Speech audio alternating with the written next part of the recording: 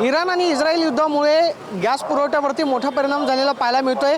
आज दिवसभर पुणे शहरामध्ये काही हॉटेल व्यावसायिकांकडे आज दिवसभर पुरेल एवढाच गॅस साठा जो आहे तो शिल्लक असल्याचं सांगितलं जातं। मात्र आपण पाहतो की पुण्यामधलं प्रसिद्ध असणारं बादशाही हॉटेल जे आहे ते मात्र गॅस नसल्या कारणामुळे बंद झालेलं आपल्याला पाहायला मिळतं। आपण पाहतो की या ठिकाणी हॉटेलच्या बाहेर हा बोर्ड लावण्यात आलेला आहे।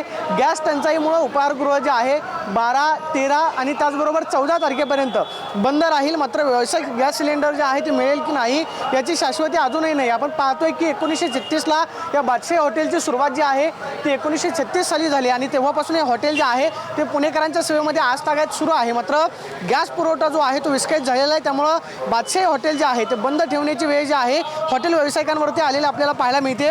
खरं तर गेल्या 2 दिवसांपासून पुण्यातल्या अनेक हॉटेल व्यावसायिकांकडे गॅस सिलेंडर जे आहे ते उपलब्ध नाही। आज दिवसभर पुरेल एवढाच गॅस साठा जो आहे तो पाहायला मिळतो। मात्र काही हॉटेल व्यावसायिकांवरती हॉटेल बंद करण्याची वेळ आलेली पाहायला मिळते आणि गॅस टंचाईमुळे आपण पाहतोय की पुण्यातलं टिळक रस्त्यावरती असलेलं बादशाही हॉटेल जे आहे बंद झालेलं पाहायला मिळते।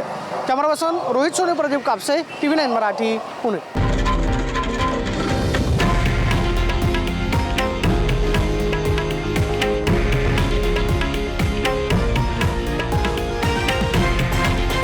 हे आहे देशातील नंबर 1 न्यूज नेटवर्क आणि आपण पाहत आहात TV9 मराठी, एकमेव।